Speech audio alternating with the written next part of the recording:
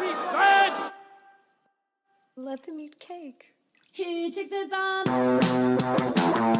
We're getting screwed, man. Every time we turn around, we're getting screwed. Oh, the revolution's going to be through podcasting for sure. That's the only way we talk. It's the little guys that take the brunt of everything. It's got to stop. Peasants, man. We're just peasants. Every one of us. You watch those old movies, you see the peasants in the background with the kings and queens walking around. We're those people. We're those people.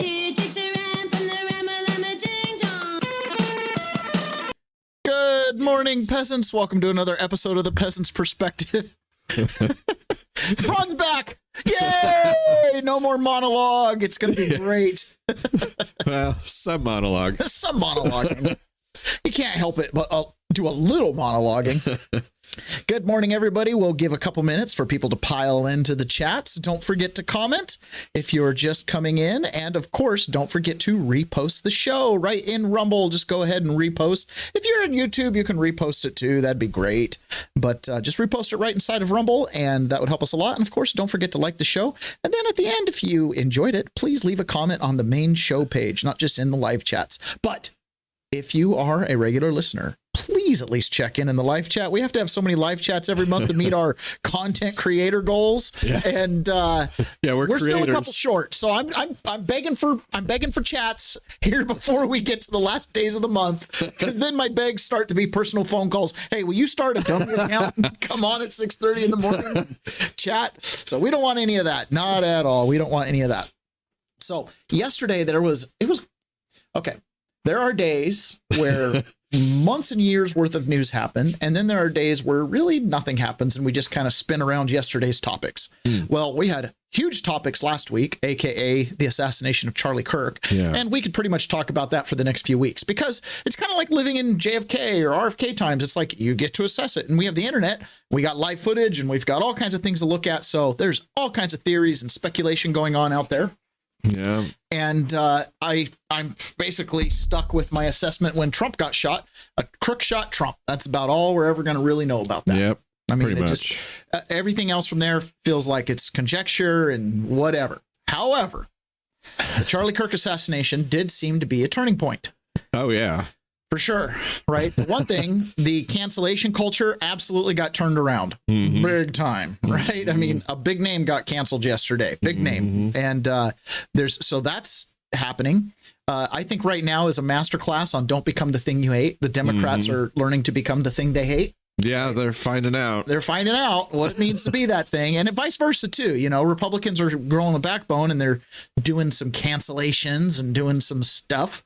We'll see how the legislatures and how the DOJ does with growing a backbone. We'll see. So yesterday, in my opinion, the big news, aside from Donald Trump heading over to Britain to do a meet and greet, there was a huge fallout with Antifa. Antifa got declared a terrorist organization yesterday. Oh, I didn't hear that part. Officially. Whoa. It's a big deal. So before we jump into that, let's take a listen to, again, in another episode of Don't Become the Thing You Hate. Oops, I clicked on something totally wrong. And another episode of Don't Become the Thing You Hate. Don't become a bad DJ.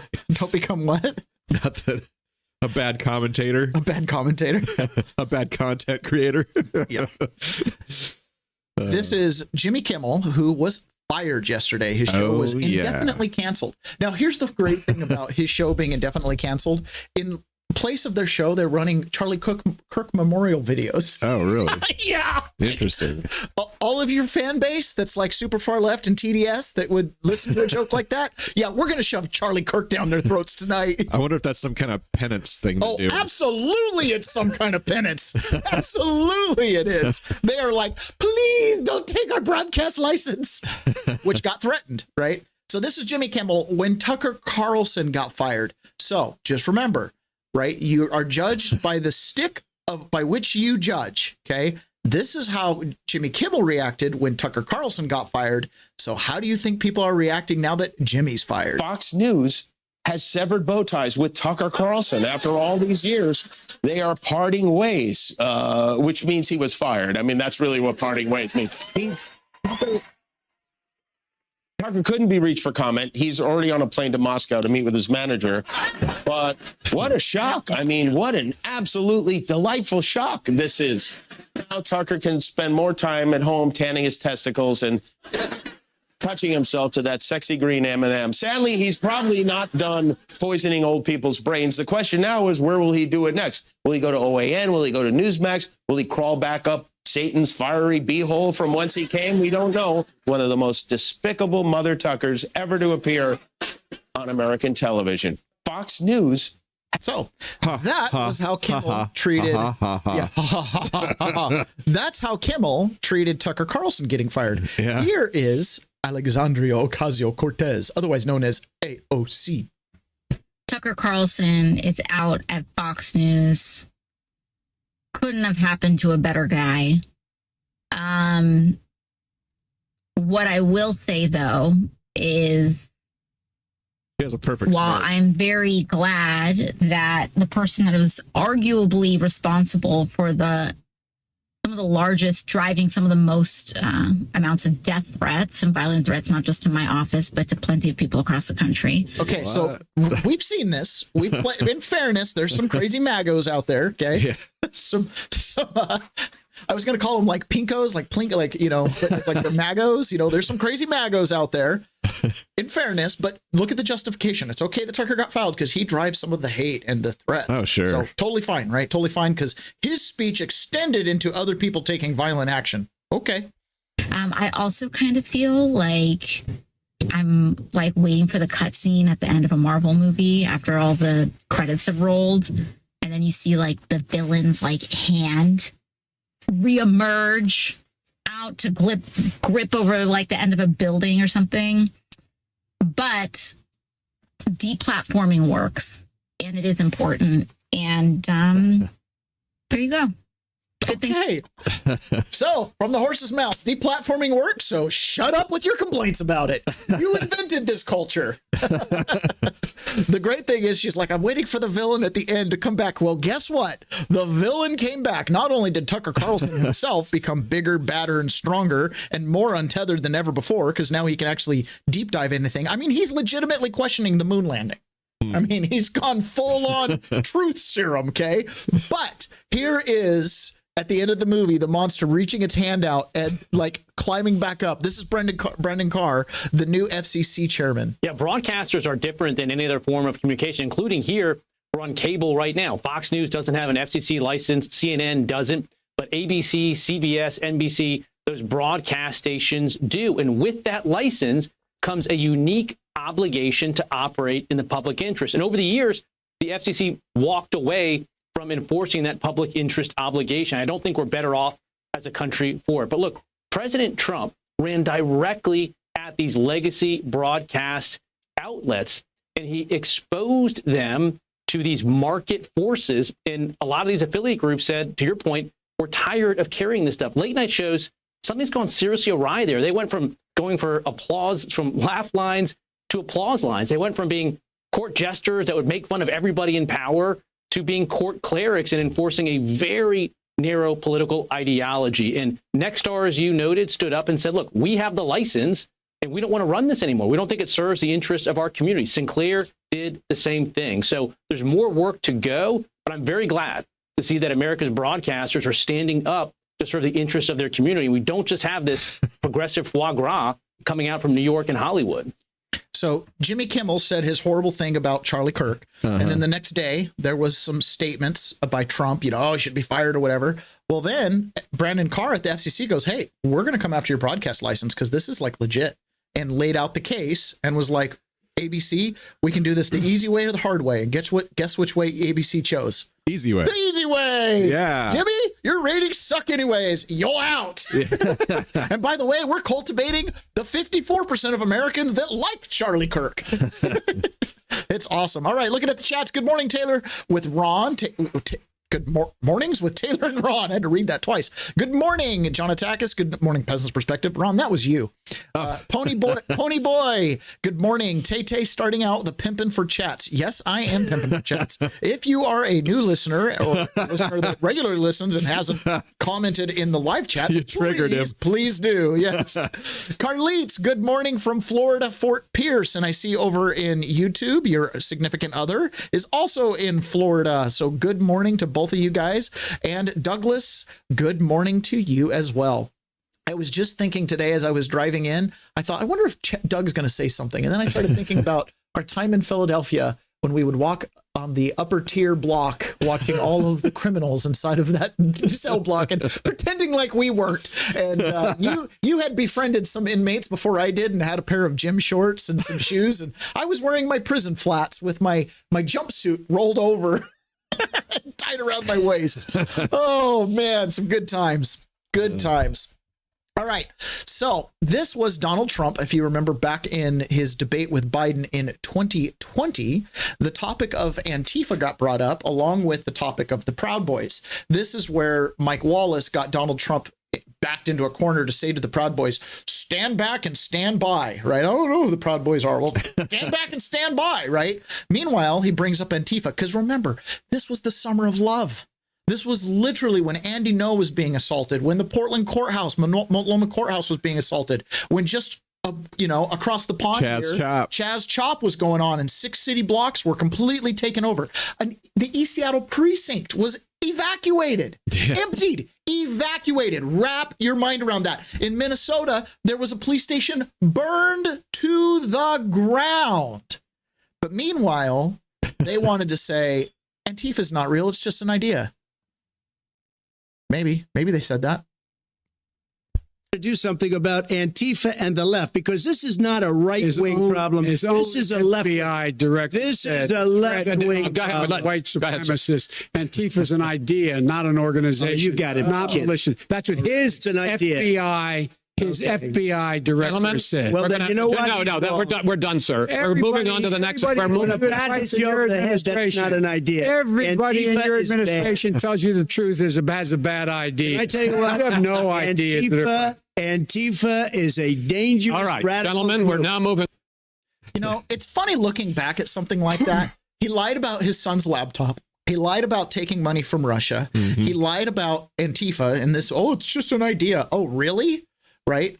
Doesn't feel like an idea when they're hitting you over the head with a bike lock in a sock. Saw that in prison. Not fun, right? So this is the actual stats. So this was posted by Tim Pool. This is what violence rate looks like depending on political party. How effing weird am I right? When you get rid of fringe wackos and count crime by party control, it looks a lot different.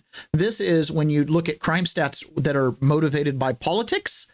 This is what it looks like. 2023 combined violence rates by party. 21,765 violent crimes in America were categorized as liberals perpetuating violence, 858 from Republicans perpetuating violence. And the rest of the Republicans are looking at those Republicans going, what in the hell is your problem? Exactly. But unfortunately, there's a lot of socialist Democrats that are looking over here going, well, those are our people. Yeah. Right now, this 858 Republican crimes, I'm sure these are, the death threats made to such and such senator. These are those MAGO dum-dums, right? Yeah. And I actually did meet a couple of these people over my experience. There's a couple of people where I'm like, oh yeah, I mean, you just basically put on a red uniform. You could have put on a black uniform. You're one of those guys. Like, you don't think for yourself. Okay. Yeah.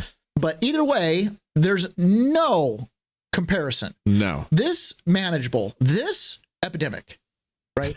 It's like a plague. It's a plague. Big difference. Now, Greg Gutfeld pointed this out. Anytime you have an act of political violence, there's always people calling for unity, and there's always people saying, no, it's your fault. I have a rule of thumb, though. When they say it's both sides, it's their fault. Because when it's your fault, they just say it's your fault. You follow me? So every time you hear both sides do it, you know they're culpable. Because when it's our fault, they never say that. They just go, it's your fault. So remember that. Also, I want to go. So anytime the left is like, we're jointly at fault. No, it's all you then. I would say Because that's if it really was just based. us, That's a you'd really just good be like, take. it's your problem. That's a really good take. Yeah, and now you've got people like Jasmine Crockett and others like, oh, all the violence is on the Republican side. I mean, when they throw on a KKK hat, that's got to be Republican, right? And all these blacks that hate whites, I mean, that's far right. Oh, yeah. It's nuts. Mike Benz has this to take about Antifa and what he calls these Trantifa groups, which are these Antifa overlapped with transgenderism. Now, remember, in order for Antifa to work as a, quote, idea, you have to live in delusion. And this is a big thing for us peasants, right? We don't have the luxury to live in delusion. If you live in delusion too long, you go hungry tomorrow. Right? I see where you're going with this Venn diagram here. Yeah, you can't live in delusion. Like at a certain point, a man's a man and a woman's a woman. The man can pick up the heavy things. The woman is more geared for nurture.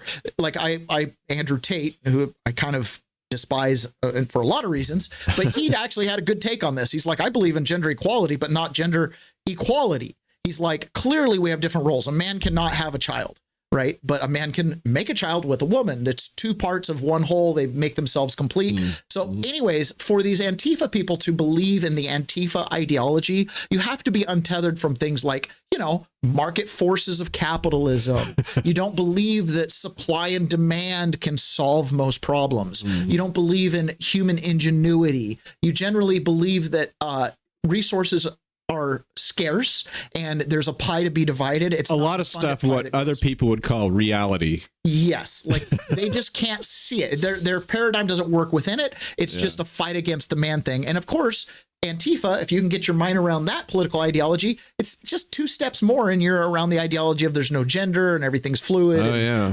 You're lost in a untethered, floating in space with no North Star. That's the way I describe it. So Mike Benz is saying that these Trantifa folks, right, have been organized for more than 10 years to do direct violence.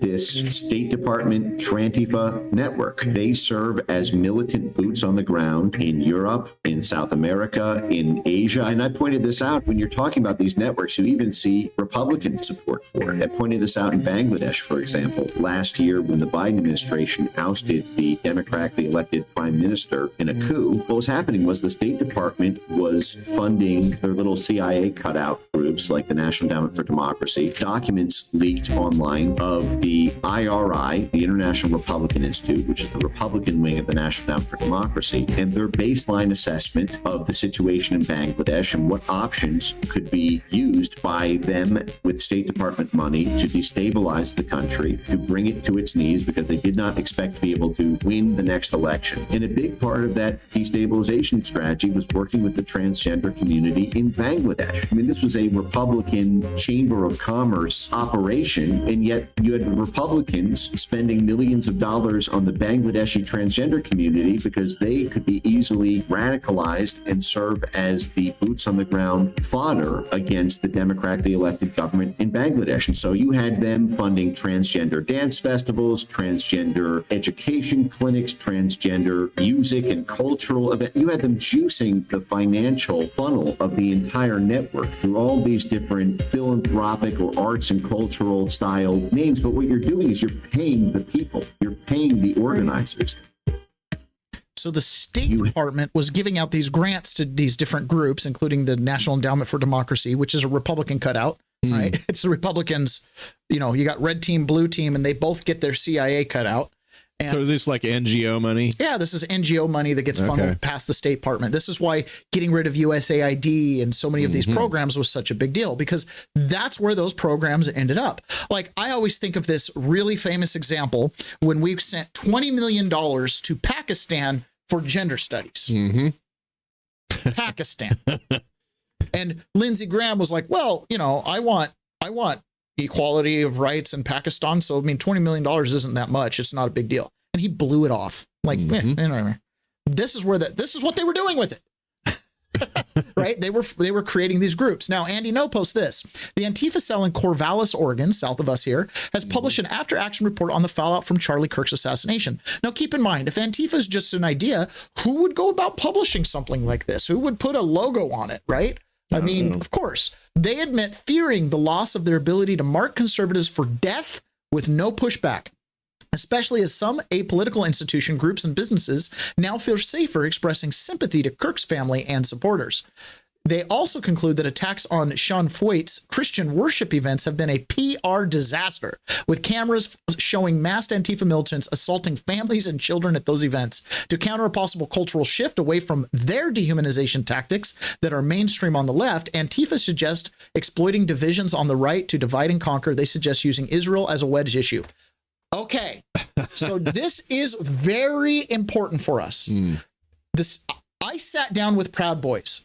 Right. And they would say, well, Antifa goes out on the street and they beat up grandma and they beat up, just like what they're saying here, they get fights with these families going to church groups. And I'm like, yeah, that's what your Facebook feed shows you. You go look at one of their Facebook feeds and guess what they've got? Oh, we're going out to fight the Proud Boys because all they do is beat up on gay people and and Native Americans and blacks and they hate them. Right. So you've got two groups that are being algorithmed to absolutely hate each other in the streets. And that creates the wedge. So let's take Civil War. Remember, you go too far to the right and too far to the left, you end up back at the same. Too far left, you go authoritarian. Too far right, you get dictatorship. And guess what? That's the same thing. So what they've done is they've taken the MAGOs, right, who are willing to go out and take direct action, and they've taken the leftos who are willing to go out and take direct action, and they've turned them into one coin, minted them together, and you've got two sides. Flip it and see who wins. Okay. That's my perspective on it. If you're willing to go out into the streets and throw a punch because you saw something on Facebook, you're being psyoped. Yes. Okay.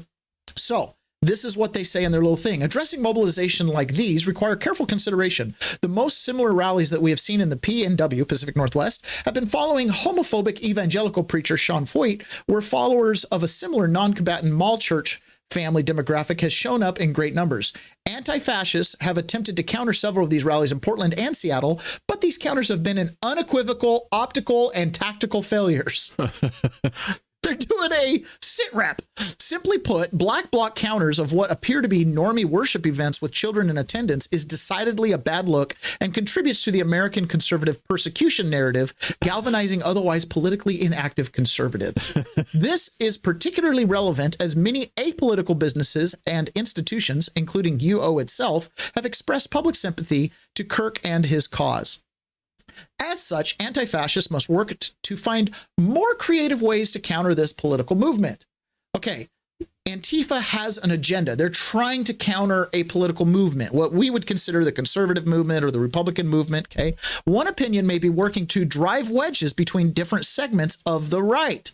We have already seen physical conflict between neo-Nazis and conservatives, aka like, yeah, we're not racial supremacists. The few that are, we don't claim them. If they're right, that's your determination. They're not on our side.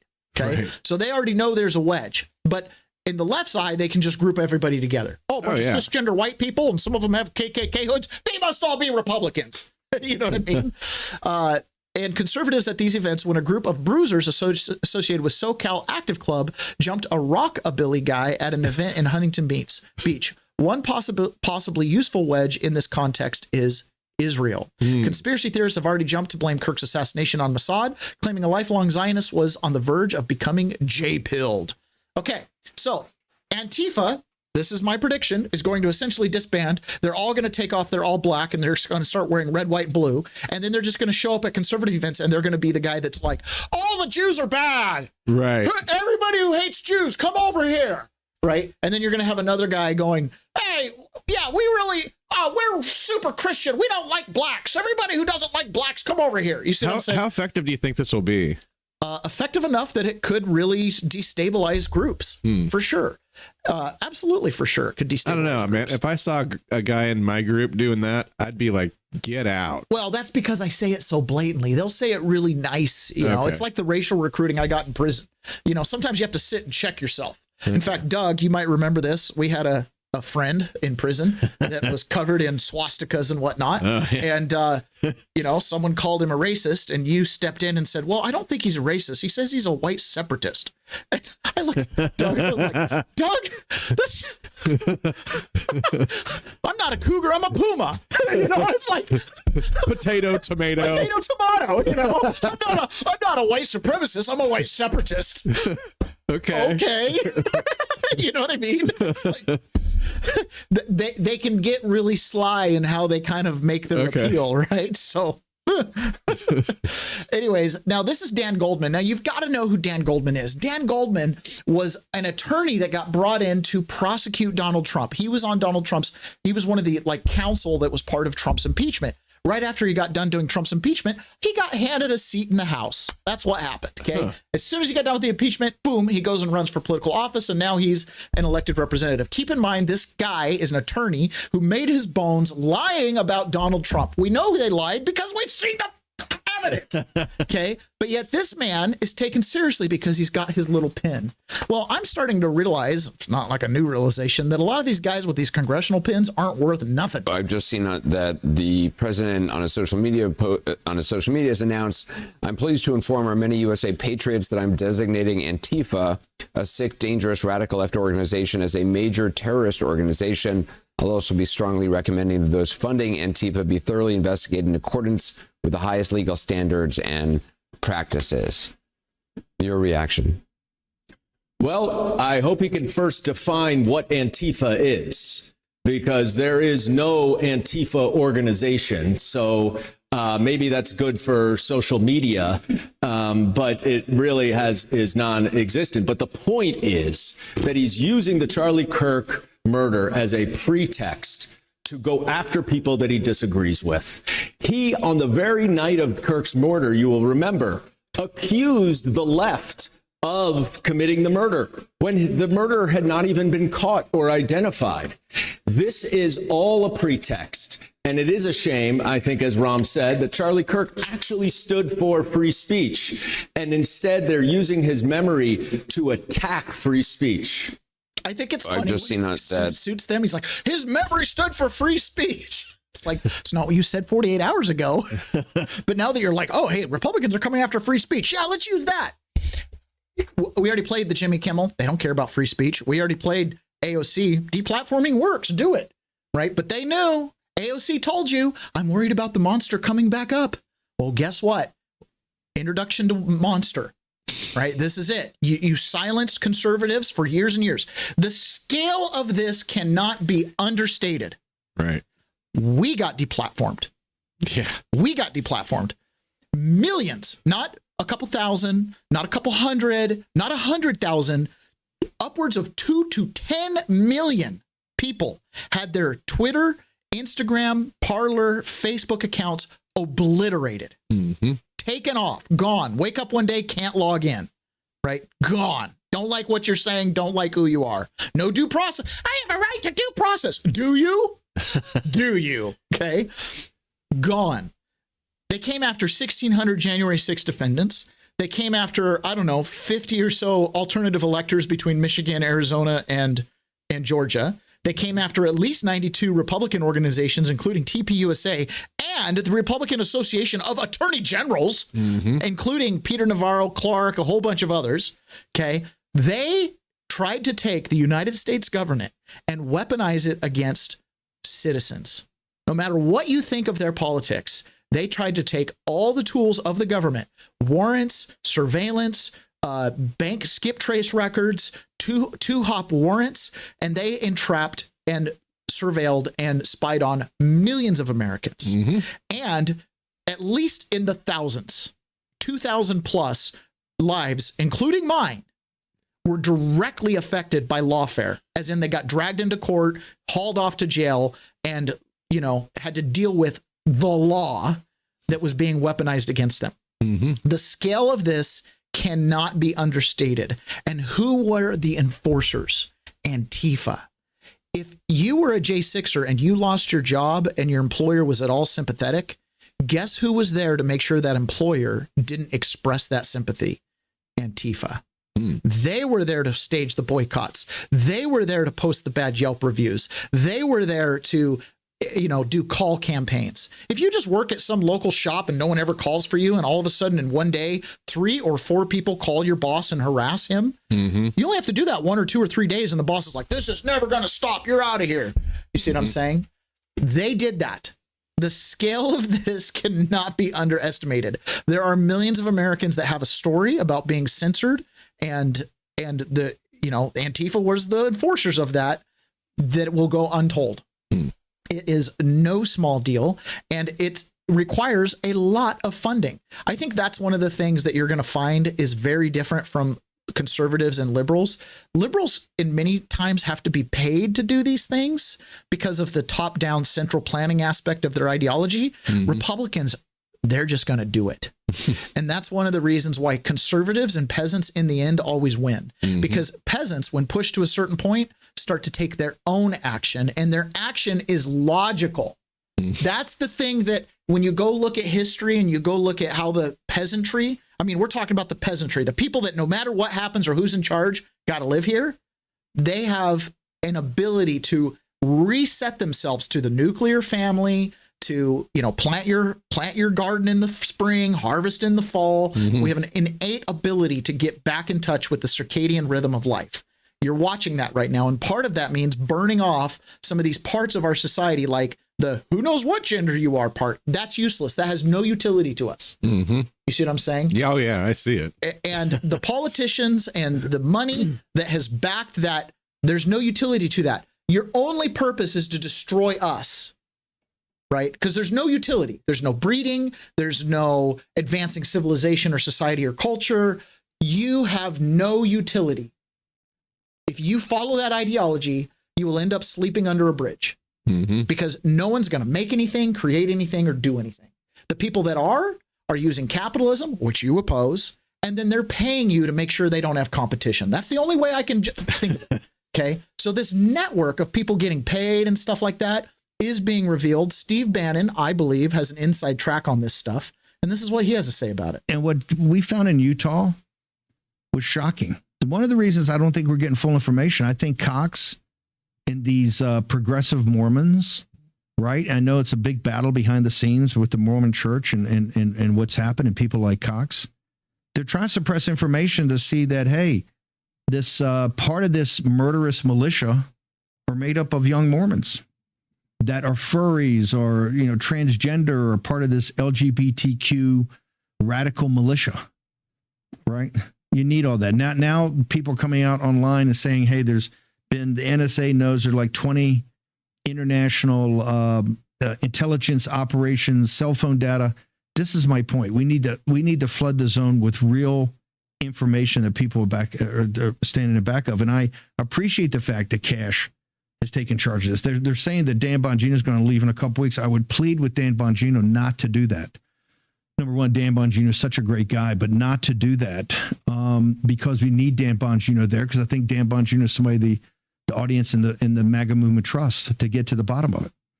And we have to get to the bottom of it because more information is coming out today, and, you know, we just cannot have, I'm not saying somebody else had a shot. I'm not saying that there was another angle to a shot. I'm not saying somebody behind him shot it. I'm not saying any of that. What I'm saying is that it strains credulity given the videos that we've seen, the timeline that we have, the communication they had, the text messages they had, and the fact that nobody's rounded up, including with, I'm adamant, the parents ought to be rounded up.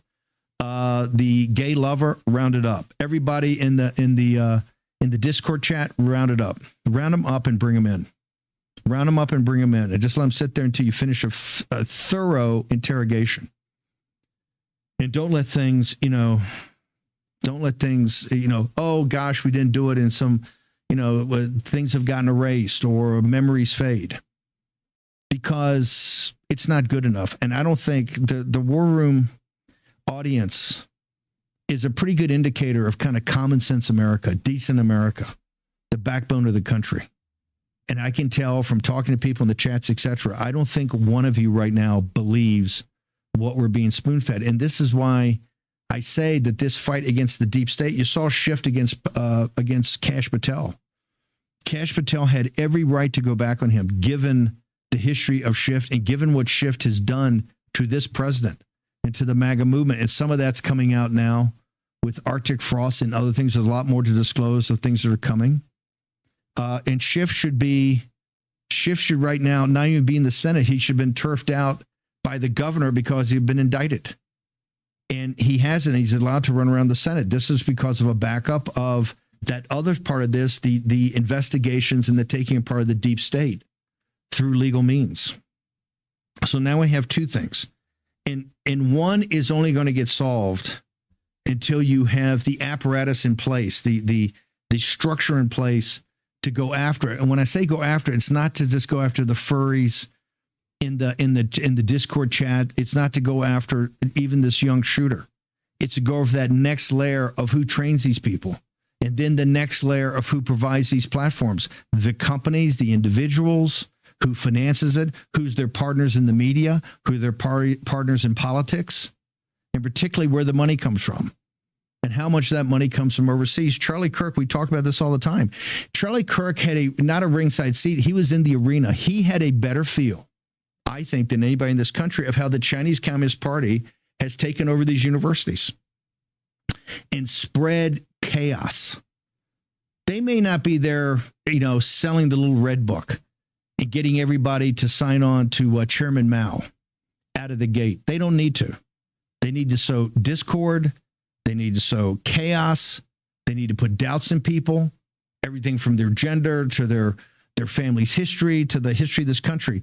If you see, in fact, I've put up a book on kind of like modern social order. I believe it's chapter 8. I'll put this up. It's up on Getter right now. It talks about Christianity, all of Christianity as a vehicle for like white supremacist hate. This is what's taught from kindergarten all the way through. And conservatives and Republicans have looked the other way for years because it's too hard. It's too personal. It gets very nasty very quickly. We can't do it. You look at that pomp and splendor, all that at Windsor Castle and the parade grounds and Tamara Checkers. Doesn't mean anything if we lose Western civilization. And Western civilization is on the ropes right now. This is an inflection point. It for sure is an inflection point. Oh, yeah. I feel like we're toppling. Like, I feel like the whole thing is toppling, but I do feel like there's a strong core. And when this thing falls and hits the ground, it's like, you think of like a piece of molten gold with dross on it, that the dross is all hot, right? It's aggravated. It's about to fall off. And now that ball of gold is going to drop on the ground. As soon as it hits the deck, all that dross is going to shatter off. Yeah. Right. And that's kind of how I feel like our whole society right now is at this tipping point where it's like, what are we going to put up with? Right. And when we hit the ground, stuff's going to shatter everywhere. And, true gold is not afraid of that refiner's fire, but the dross has reason to be afraid for sure. In fact, Anna Paulina Luna gave this little interview and they're already taking action at going after the big money behind it. Excuse me. This is JD Vance talking about what they're going to do.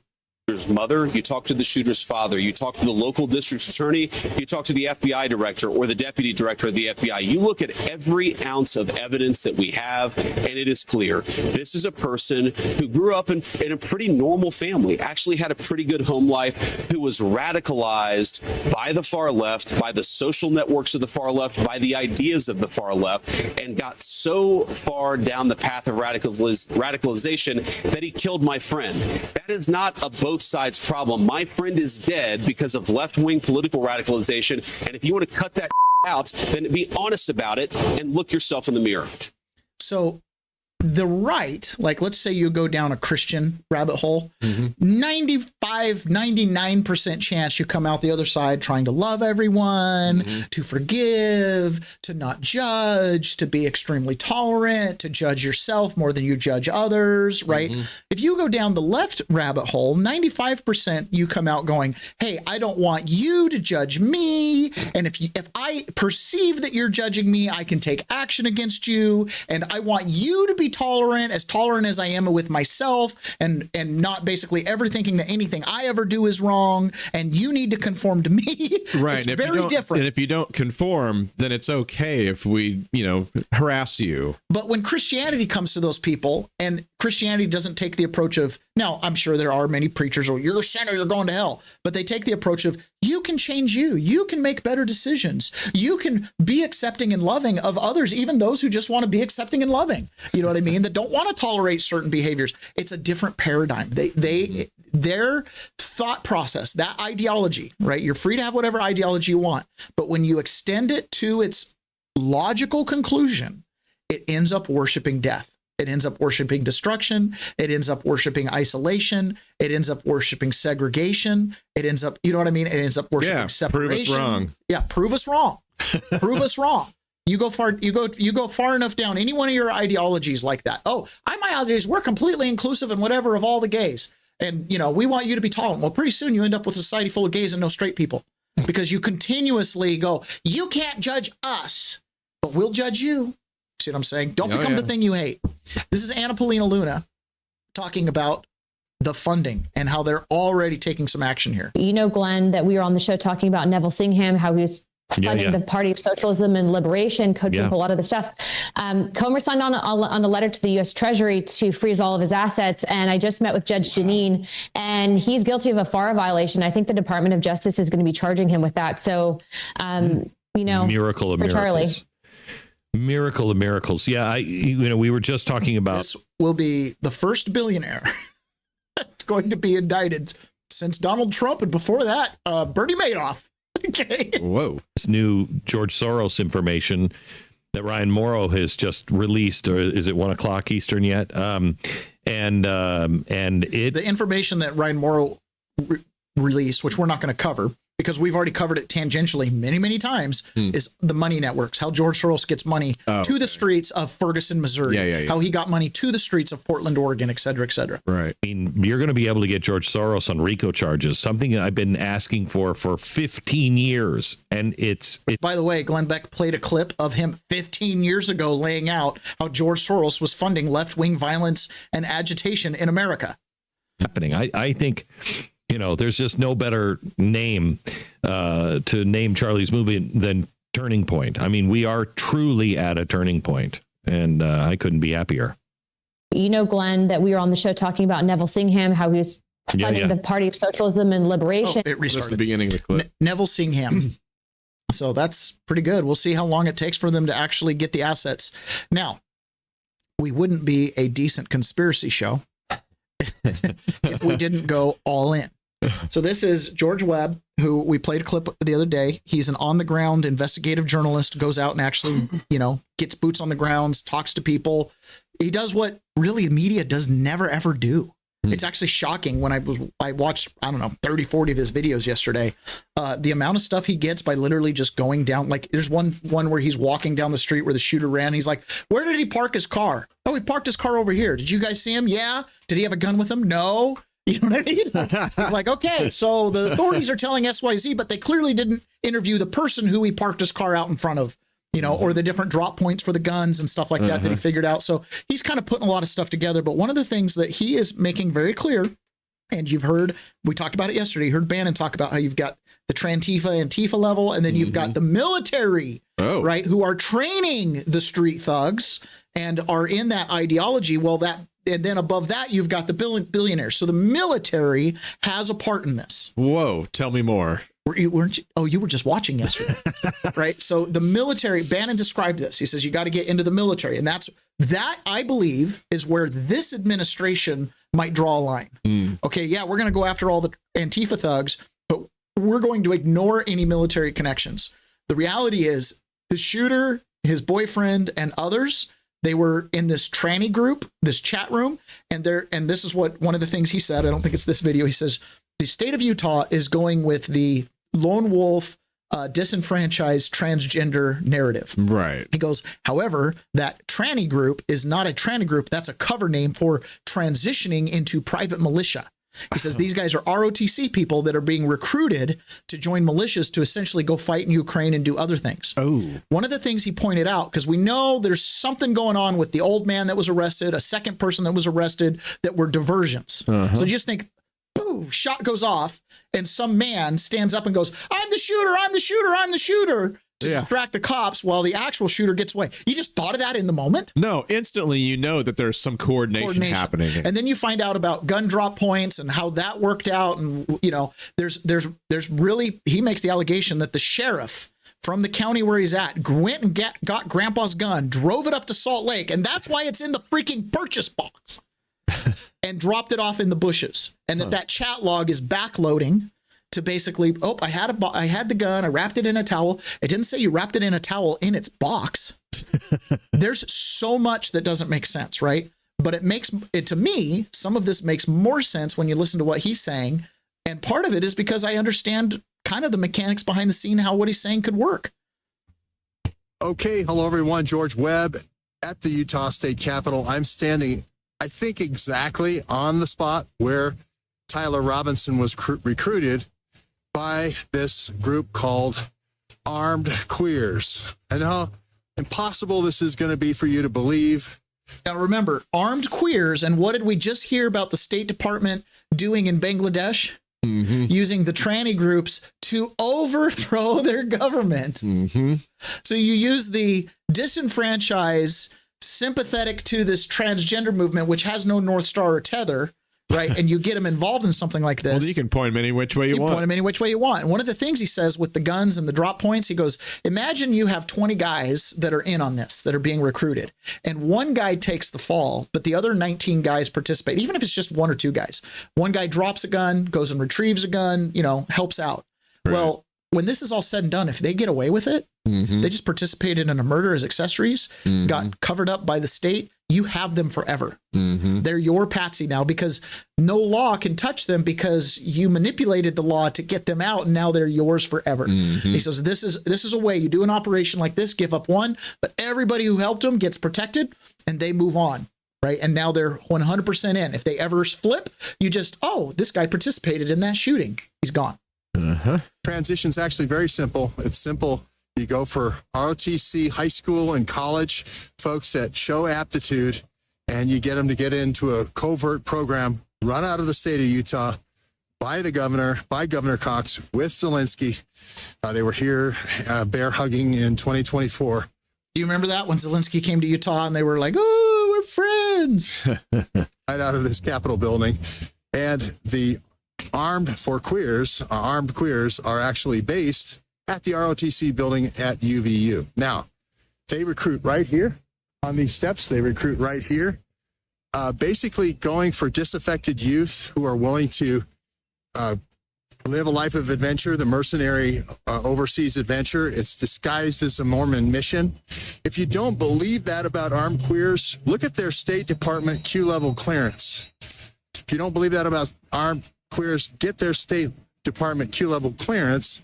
Go ahead and get their United Nations Global Engagement Center clearance as well for moving armies and arms under diplomatic immunity all over the world. And then you can look at the various other top. He did that. What? Armed queers has a State Department designation that allows them to move people and arms. This is crazy. I know, but they've been funded by the State Department. Right. Whoa. Which then funnels through these NGOs that are controlled by these billionaires. They actually got a clearance for armed queers. It's that outrageous. And what's happening, Mormons go on a 2-year mission. It's a cover story. Where's your son? Oh, he's gone on a mission. Oh, really? Oh, that's amazing. Is he really, though? Or is that just how he got his passport stamped? Clearances that they have and top secret folks that they bring into the country under diplomatic immunity. One's called Amira, member Amira, she's Hezbollah. It doesn't sound like queers to me. It sounds like Hezbollah to me. Amira is Hezbollah. So the leader for armed queers in Utah is a Hamas member that is Muslim that came here and is now running the armed queers movement in Utah. Think about that for just a second. I'm just going to put the camera on my face for a second because I'm just like, what? What? Truth is stranger than fiction. Yeah. We also have Mujahideen, more from the that Muslim side, not the Sunni Muslim side, a guy named Charlie. This could be, at the end of the day, the whole Charlie murder mystery, the Charlie Kirk murder mystery, might be Charlie kills Charlie. I'm not kidding you. I only need to buy 2 words to explain the whole murder. Charlie kills Charlie. Charlie, armed for queers, not queer. Armed, yes.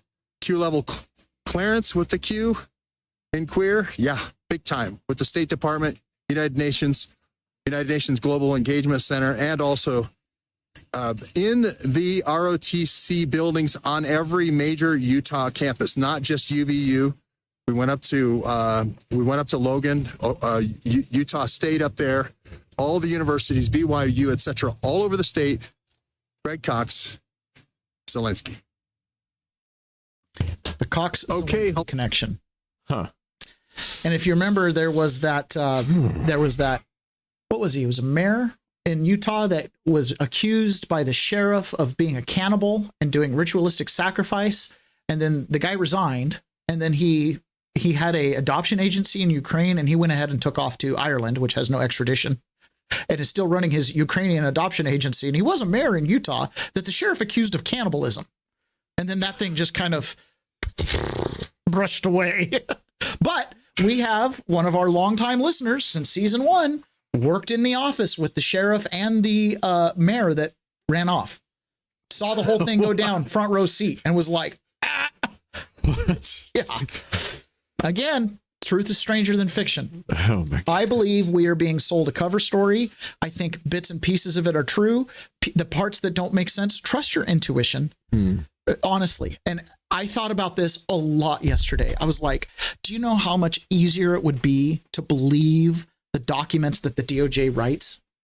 Right? Someone made the comment yesterday. The problem with Kash Patel and Dan Bongino is nobody believes them. Why does nobody believe them? Because while we might want to believe you, we don't believe you cleaned out the FBI or DOJ enough to believe what they are doing. Right. And we believe they might be filling you full of a load of goods. Kind of like how Fauci and Birx and, Redfield told Trump Operation Warp Speed was a good idea because there's a deadly virus going around the world. Like, you're only as good as the information you get. And that is the concern. Have you actually rooted this stuff out of the FBI? If the United States government originates the funding that goes to NGOs, to billionaires, and goes down to these street level Antifa Q groups, which are really just a security clearance to get, it's not really queers, it's everything else, right? What is going on? How do you actually trust that system? I don't know, man. Peter Navarro went to jail because he wouldn't testify in the J6 witch hunt. Right. He said he had executive privilege because he was an advisor to the president and he shouldn't have to testify. I tend to think he's probably correct. And he ended up doing his 4 months along with Steve Bannon. They did their 4 months. And he's basically saying, look, this has to stop. This was weaponized government, came after the people. Navarro was on that list. And this is the turnaround. Peter, the way you were treated is just shameful. He also released a tape of the conversation that you had when they showed up at your door with the subpoena. What's your reaction to all of this? Well, I want to thank Senator Chuck Grassley and his staff for getting to the bottom of the weaponization of our government. Certainly, what's been uncovered about me just puts an underscore of the fact that I was a political prisoner. Everybody involved in my imprisonment was a Democrat. Everyone involved. And Chuck Grassley's uncovering it. But more importantly, I was just part of a broader pastiche, if you will, of the worst political attack on our presidency in the history of this country. If you look at the FBI agent Giardina, who put me in leg irons and exulted when I was indicted, that man was part of just about everything from the Steele dossier and Crossfire Hurricane to the Mueller report to Arctic Frost to Operation Crimson River. All of these were efforts. They were an insurrection. They were designed to get President Trump out of office when he was in. They were election interference. They were designed to stop him from being elected. And I'll tell you this, this is the age of accountability. Okay, if we don't hold these people accountable, they'll do it again. Can you imagine Adam Schiff as the majority leader of the Senate, or Cory Booker as the majority leader of the House after that spectacle we watched with Kash Patel? These people, they have no conscience. And Schiff himself, again, he lied to Congress. He was part of the hoax that he pushed. I mean, that guy should be investigated. And if we don't do this, Maria, if we don't hold these people accountable, if we don't hold them accountable, they're just going to keep doing it again. And that's why I'm talking about and continue to talk about my imprisonment. As you know, I went to prison so you won't have to. It's a book I wrote, and it's just a warning, Maria. It's a warning to everybody in America that if they can come for me and Donald Trump, put Steve Bannon in prison, bankrupt Rudy Giuliani, take away the law cards of Jeff Clark and John Eastman, and kill Charlie Kirk and try to kill President Trump twice. Unbelievable. There's got to be accountability because they're just going to keep doing it. Peter, again. you're right. You're right. There's a guy who sits on the right hand of Donald Trump every day. He's one of two people that went through Donald Trump's first administration from start to finish. I imagine he'll do the same in this one. He is a trusted advisor. So when he says that, when he's making the connection, look, there's a straight line between all this lawfare and persecution of Donald Trump to the murder, assassination of Charlie Kirk. There's been a breeding of hate and division, truly. And we're going to just explore where that comes from, Barack Obama, in a minute, because he responded to this Charlie Kirk thing, and it is disgusting. Oh, really? Yes. Now, this is a Florida Attorney General, and he is a little bit incensed because turns out the Attorney General's Association was targeted by the Biden DOJ for surveillance and whatever. That list of Arctic frost spied on the entirety of the Republican Party apparatus. It's PACs, it's different individuals of influence like TPUSA and Jeff Clark and Rudy Giuliani, the Attorney General's Association, 98 names or 98 organization and names were on that list. When you look at that list, it is the entirety of the political movement on the right. It's all of it. They spied on all of it. All of it, with impunity, thinking they would never get caught, that Trump would end up in prison. Well, boy, were they wrong, and now subpoenas are starting to fly. Thank you so much for being here, James. So what specific laws or abuses are you investigating with these subpoenas? Like, who's at the top of your list? What's the strategy? Good morning to you. Good morning. Thanks for having me. The Senate Judiciary Committee confirmed yesterday what many of us knew had been the case. Biden-era officials at the Department of Justice and FBI politically targeting certain individuals. And look, there is no room for malicious prosecution or political witch hunts in our system of justice. As you mentioned, on the list of almost 100 individuals and organizations, you had Turning Point USA, our own Republican. Mata Easel, you're in Missouri. Now I'm super curious exactly where you are and who you are. I didn't realize you were in Missouri. Attorneys General Association, that is our political arm, was also targeted. Everybody at home knows what was done to President Trump. This is wrong. It's unlawful, and we're going to hold people accountable. So I don't have names yet. We're going to start at the top, and we're going to go as broad as we can. We're going to use every civil and criminal tool, including civil rights violations that are at our fingertips. And we'll have subpoenas going out within a week and ongoing to get to the bottom of how broad it is, who was involved, and ultimately, we're going to hold people accountable. Heard that before. Yeah, we'll see. I'm telling Mata Easel, Missouri is nice. I mostly saw it from the inside of the prison, but it looked wonderful out the windows. The breeze. The breeze. Yeah, I had a broken window in prison. I know. That's why I said it. It was like living outside. It's hot in the summer and cold in the winter, man. We had a totally broken window, just bars. It was nuts. Okay, so they're issuing some subpoenas. It will be fascinating to see how far these guys take it. There is no world where, don't become the thing you hate, where you can't go get justice here. When Trump says follow the law to go after Antifa, but go get them.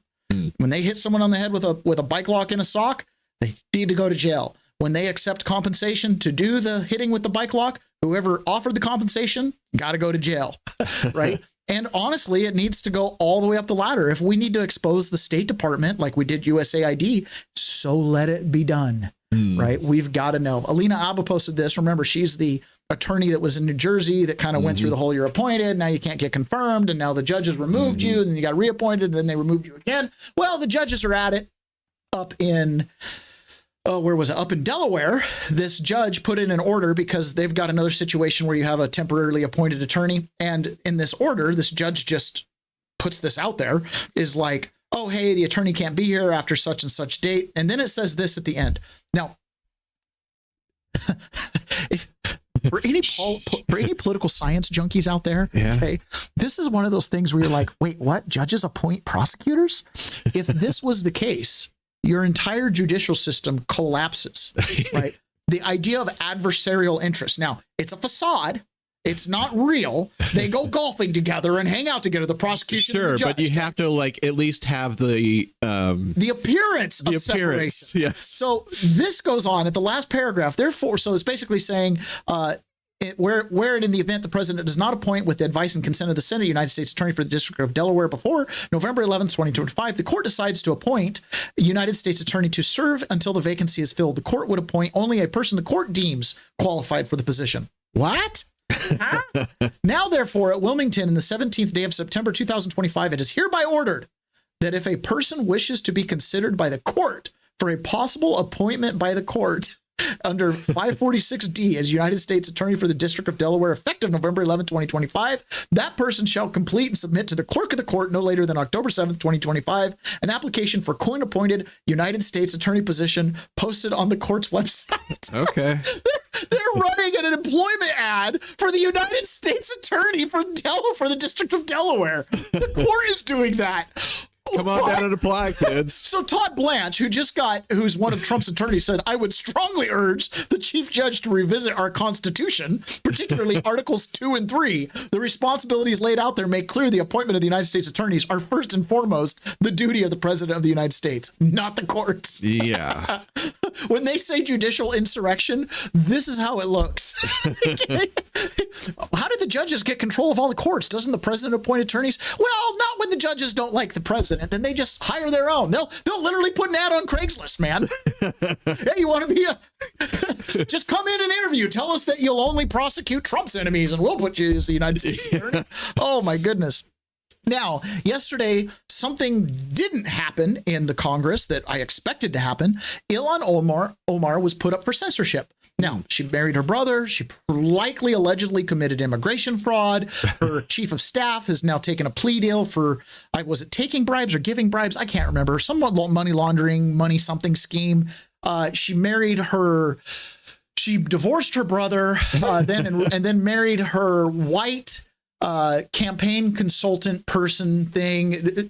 Very scandalous, the whole thing, way that went down. She's one of these politicians where you're like, you're not here for America, right? She openly says, as long as I'm in Congress, Somali has a representative, I'm your representative, blah, blah, blah. Some people did something on 9/11, right? The whole thing. She's just kind of abhorrent from the start. Well, she was being up for censor because she said horrible things about Charlie Kirk that were not true. So time to censor. And censorship in this case would have meant coming off committee assignments. Now, keep in mind, they took Marjorie Greene off committee assignments. No, those two words are very close to each other. I need you to, it's not censor, it's censure. Censure. Yes, exactly. It's censure. Okay. And she would lose her committee assignments. Now, for perspective, Marjorie Taylor Greene didn't have any committee assignments her first 2 years in Congress because of things she had posted years prior before she was running about Q and stuff like that, right? They kicked out George Santos from the conference completely, from Congress completely, because he'd been indicted over $50,000 worth of campaign finance problems. Okay. $50,000, by the way. You guys, what's going on at Congress, right? Like $50,000. Like they basically indicted him because he didn't steal enough. You make us look bad, man. Don't hit don't hit first bases, hit home runs if you're going to embezzle. You know what I mean? Like you know that Dianne Feinstein's rolling over in her grave like, you got out of bed for 50 grand? You know what I mean? Like that's basically what's happening here. They kicked him out. He's sitting in a federal prison right now. So it's not like Congress won't censure people.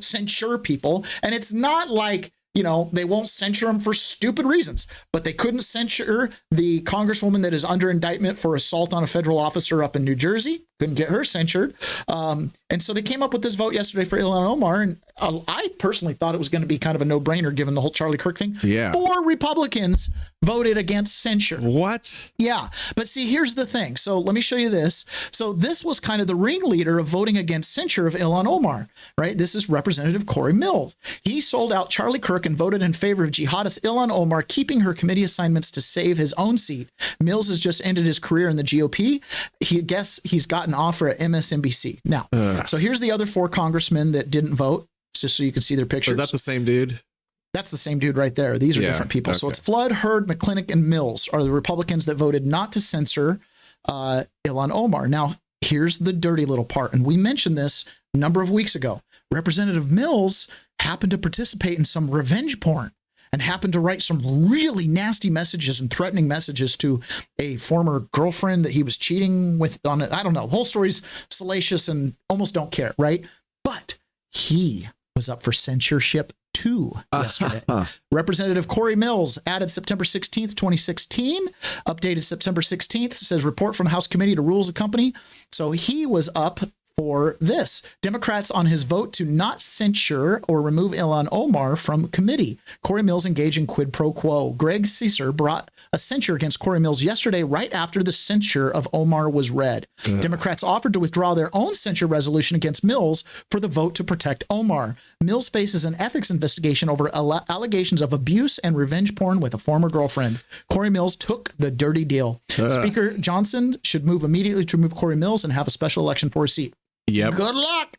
He cut the deal. Why did he cut the deal? Well, I would imagine he's got a quid pro quo going on with the other 3 guys that stepped over and voted to keep Ilhan Omar. Suicide politically. Yeah. Why'd you do it? Very few explanations. Very few explanations for that one. Meanwhile, yesterday, as Kash Patel was in the Senate, we didn't cover this too much, or when he was in the Senate, we didn't cover this too much, but in the House, we're going to cover basically what he was talking about on this Epstein angle, right? So let's play a couple clips from Kash Patel going over all the Epstein stuff. Man, well, let's listen to Kash and then I'll break it down in between clips. On the Epstein case, the original sin on the Epstein case was how it was handled by Mr. Acosta when he first brought the case in 2006, 7, and 8. The original case had a very limited search warrant, had a very limited search window, had a very limited investigative window. I was not there when those search warrants and that investigation was launched. I would not have done it that way. They were limited to only 3 to 4 years of investigations from 97 to approximately 2001 and 2002 to 2005. Mr. Acosta allowed Mr. Epstein to enter into a plea agreement where he served weekend jails for trafficking minor women. He also was allowed to leave jail to go home on the weekends. Plus, he allowed a non-prosecution agreement to be signed as part of that plea deal, prohibiting future investigations from that prosecution and from that evidence, and prohibiting the collection of further material. That is the original sin. We are working with Congress to produce more than any administration ever has material on Epstein. And I welcome the challenge to tell us that we are not being as transparent as the law allows. We even went to court and asked the judges to lift those prosecutorial agreements and to lift those court order seals, and they denied us 3 times. Congress is welcome to do the same and join the fight. Okay, so the original sin was when Epstein was originally prosecuted. They basically took everything that had happened up until then, bundled it up into a ball and said, you and no one involved is going to be prosecuted. Just take this deal. So he did it, and the courts won't overturn that deal. And according to the Juicy Smollett case that went up to their Supreme Court, a contract with the government is a contract with the government. Right? They made a plea deal with Jesse Smollett and then retracted the plea deal, and the government came back and said, no, you have to go back on that deal. It was actually dropping the charges, right? You can't go back on your deal. So that is what they're up against, is they have limited information. But in my mind, I'm like, well, yeah, that was when he was arrested in 2008, but he was arrested again. That's a new charge. 2018. Okay. So what happened then? And so have you reviewed those 302 documents where the victims name the people who victimized them? If I personally know, but the FBI has. So how can you sit here and in front of the Senate? These people whose names, so this Thomas Massey, I'm telling you right now, Thomas Massey is defecting to the Democrat side. He's still a conservative, a Republican from Kentucky, blah, blah, blah. I don't care. This is now his issue. This is like Mitt Romney. He's Mitt Romneying right now. He's flailing out. He's crashing out of the party. Right? He's completely gone all in on this Epstein thing, which, by the way, we're going to see here in a minute when he answers in an elevator candidly why he's all of a sudden in on it. Right? But he's like, well, haven't you reviewed this? Haven't you reviewed that? all sides of the aisle that are looking at this are completely ignoring how the hands are tied at the FBI and the DOJ on what they can look at, what they can't look at. Some of the most salacious things probably are under these seals. You know what I mean? You still have the Ghislaine case. There's overlap. I understand. I get it. There's some mechanics to how our system works on what can be revealed and what can't be. It'd be really nice if we were just a democracy and 51 out of 100 people voted release it all and we could just ignore all the rules, but that's not how a republic works, is it? There are no names. I said I named one today. I said we are not in the practice at the Department of Justice FBI of releasing victims' names. That is not what we do. We are also not in the habit of releasing incredible information. That's not what we do. Your representation. The president is not implicated. Why not release everything that involves? We have released everything, the president and anyone else's side, that is credible and lawfully be able to be released. Your fixation on this matter and baseless accusations that I'm hiding Also, child Mr. pedophiles is disgusting. And so they keep acting like he is personally hiding pedophiles. He's, Trump's all over that list. And it's like, I mean, we've talked about this kind of ad nauseum on the show, but what is there? And Kash Patel points out, look, Biden and Obama had these files for 8 years between the two of them. Or no, 12 years between the two of them. Didn't do anything. Were you present when the AG had the White House event when she released the binders to social media influencers? I was, yes. So if you're willing to meet with social media influencers who stood to benefit from the sensational and sad stories of these victims, will you meet with the victims as well? The FBI will meet with anyone who has new information. Will you personally meet with them? The FBI and the professionals who are handling the cases will. Were you instructed that it was important to release the documents to the Oversight Committee on the day of my introduction of the discharge petition to release these files? I don't know what day that was, so no. Well, they were released that day, and there were victims' names who weren't redacted because they were in such a rush, and the victims are not happy about that. So hurry up and get it all out. Oh, they're not happy about what you released. Oh, you didn't get all the names out. You want to have it both ways, Massey? You want to have it both ways, Massey? Exactly. And by the way, those victim names, those were the ones that were released like 5 years ago, right? Yeah. So here's Massey getting on an elevator, all happy, smiles. It's a little bit hard to hear, so we'll translate for you. Massey, can I ask you a quick question? Why didn't you release why didn't you file a discharge petition on the Epstein files when Biden was president? We were told that they would be released. So, why didn't and the Democrats wouldn't sign it. So let's go back to that. We were told what? Why didn't and the Democrats wouldn't sign it. All right. So, why didn't and the Democrats wouldn't sign it. Oh, hold on. So, why didn't and the Democrats wouldn't sign it. It got bad. We were told that they would be released. So, why didn't and the Democrats wouldn't sign it.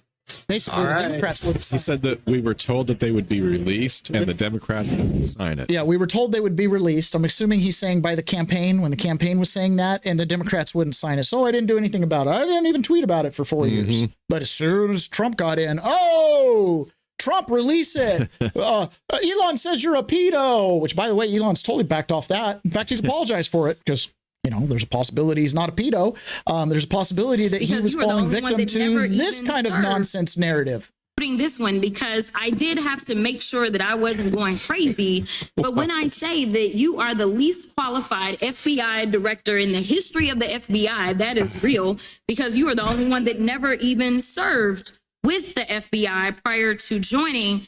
Yeah. Which I consider as a win, because isn't our claim that the FBI is like totally corrupt from top to bottom? So isn't that a win to not have worked at the FBI? I'm just saying. I would say so. You're supposed to believe that That's you were false. the greatest thing since sliced bread. I didn't ask you a question.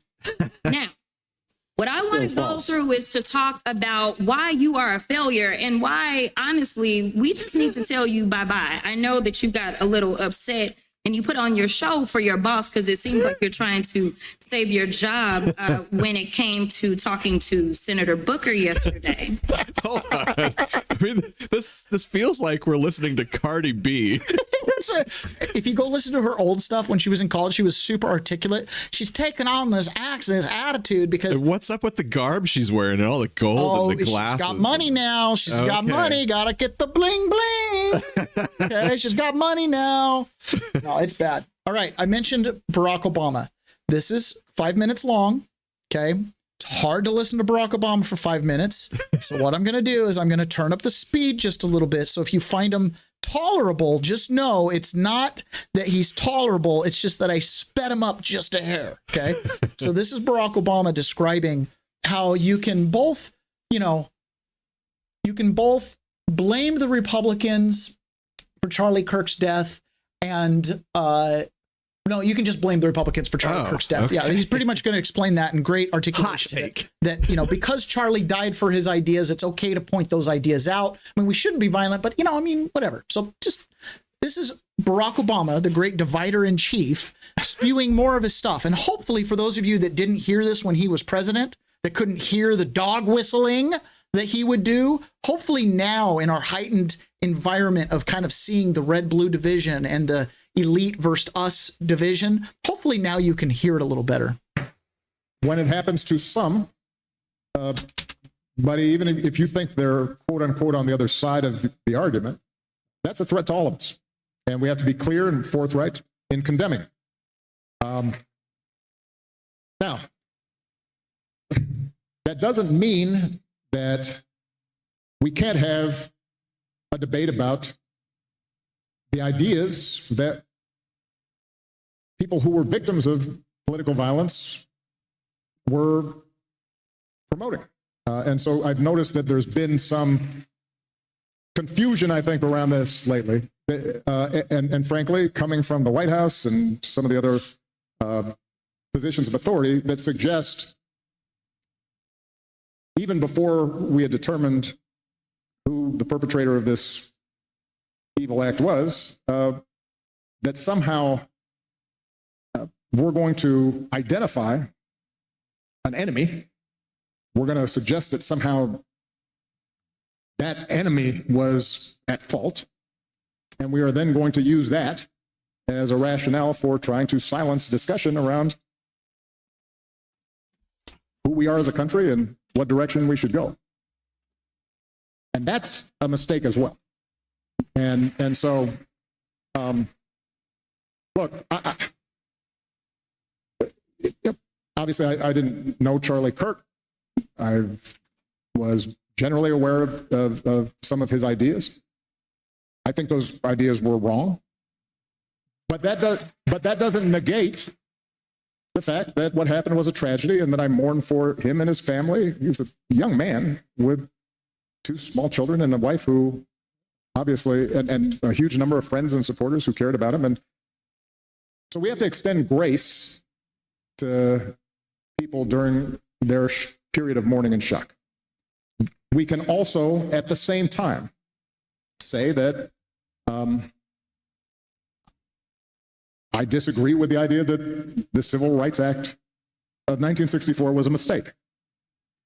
That's not me politicizing the issue. It's making an observation about who are we as a country. I can say I got to make a comment about the Civil Rights Act of 1964, and I'll just say it so you can have a highlight. Anybody cutting clips? It was a mistake. You know what the biggest mistake was? You blacks who pushed it allowed it to have a 10-year sunset clause. The things had to be renewed 5 times. That's where you made a mistake. You didn't make it permanent. You turned it into a privilege. Your rights are a privilege renewable every decade. Oh. It wasn't even passed into law as a permanent thing. It goes away after 10 years, has to be renewed. Oh. So the Democrat Party has got you on a leash. Oh, you better be good or we'll take away your rights. Well, all we got to do is not vote for that thing. Oh, you better be good. Better show up for this off-cycle midterm because, well, that Civil Rights Act is up for a thing. They're trying to take away your rights. Who? Oh, by not renewing the Civil Rights Act. Are they still doing that? Yes! Really? Yes! And you know who explained this to me? A black man in a cell in Philadelphia who was pissed that his civil rights movement, because he was part of it, he was 70 years old in prison, okay? And he was a part of it originally. And he was, Doug, you could testify to this. You were with me. You roomed with him. And he was like, it's renewed every 10 years. So these people that we think are our saviors are not that. They're our slavers. Oh, my gosh. Okay, people in the Republican Party, we need to solve this one. Yeah, the Civil Rights Act was a mistake in the 10-year clause. I can say it. If I'm wrong, I'm wrong. I mean, I'm always open to be corrected, but that's what's going on there. Yeah. I disagree with the suggestion that my wife or Justice Jackson does not have adequate brain processing power. I can say that I disagree that Martin Luther King was awful. I can disagree with some of the broader suggestions of that liberals. I need to make a correction. Hold on. Who's he arguing with? Himself. He's arguing with the zeitgeist. Okay. So I have to make a correction. It's not the Civil Rights Act. Oh. Okay. It's the Voting Rights Act. Oh, I'm sorry. Often confused because they were very close together. But the same thing. Big difference, though. The same thing. They're trying to take away your rights. Same concept. Okay, so back to, I went back a little bit for Obama. Broader suggestions of that liberals and Democrats are promoting a conspiracy to displace whites and replace them by ushering in illegal immigrants. Those are all topics that we have to be able to discuss honestly and forthrightly, while we still insist that in that process of debate, these are not debates they want to have. Why do we have to bring in people? Are you trying to replace whites? No, there's been a population decline, so we have to bring some people in for the good of the economy. Do you think we could accomplish something similar by, not making abortion legal? I mean, that's like 60 million Americans that we wouldn't have had to import if we'd have just not had abortion. Whoa! You need to be censored, young man. We cannot be exploring the depth of these topics. Obama's lying here. He doesn't want to talk about these topics. He just wants to do it. Other people's right to say things. We have to recognize that on both sides, undoubtedly, there are people who are extremists and who say things that are contrary to what I believe are America's core values. But I will say that those extreme views were not in my White House. I wasn't embracing them. I wasn't empowering them. I wasn't putting the weight of the United States government behind extremist views. Are you sure? I think Cheryl Atkinson would have a little something different to say. I think Snowden and I think Snowden and Assange would say something a little different. I would think that those Tea Party members that had their foundations and nonprofits blown and scattered to the wind might say something a little different. I don't know. I mean, those extreme ideas of using the lawfare against the people. The IRS. Gathering around on January 5th to be like, hey, let's investigate Donald Trump and cook up this scandal. Oh, yeah, let's use that opposition research from Hillary Clinton. Oh, no extremists in your White House. Nobody who wanted to overthrow the United States government in the democratic process. Not at all. And that is when we have the weight of the United States government behind extremist views, we've got a problem.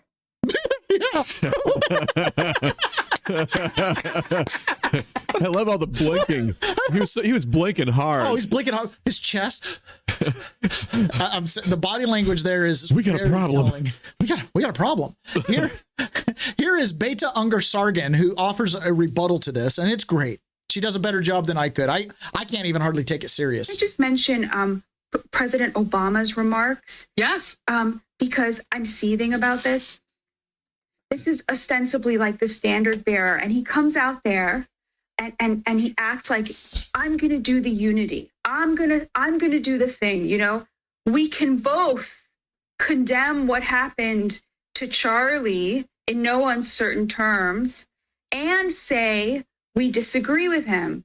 So then what are the examples that he gives of disagreeing with Charlie? It's so amazing, Emily. They're all about race, and they are all mischaracterizations of what Charlie said, including the fabricated quote that Karen Ataya was fired from the Washington Post for fabricating. Yeah. All painting Charlie as a racist, right? That's a great point. And then President Obama says, in my day, we didn't demonize the other side. Not only did he actually do it, demonize everybody on the right as clinging to their guns and their Bibles, implying everybody's, backward, Neanderthals, racist, etc. But he did it on that very stage. Like, he literally could not get through the event without demonizing the other side while pretending that his hands are so clean from this. And I just couldn't get over it because the way that the left does it is all in this very highfalutin, like above it all. But they're actually doing the same thing. What you got from every segment of Obama's talk just there is the other side are racists, are bad people, are violent, are vile, and are divisive. When he is that is divisive to say it. And he does this every single time he speaks. And it's just such a farce because at the end of the day, the left loves to say Donald Trump is divisive. But what he actually did was he united the very racially diverse working class of this country around the idea that they deserved a fair shot at the American dream. After it had been denied them by successive Democratic presidents and regimes, including President Obama. Super hypocrite. Keep in mind that man, Barack Obama, has been accused by Tulsi Gabbard essentially of committing treason. I mean, I don't know if she said he committed treason, but criminal referral has been made. We'll see what the DOJ does with it. So we got some trouble. Yeah, it's very scary when the entire weight of the federal government is behind those. You're saying it way too ideas. Fast. Very troubling.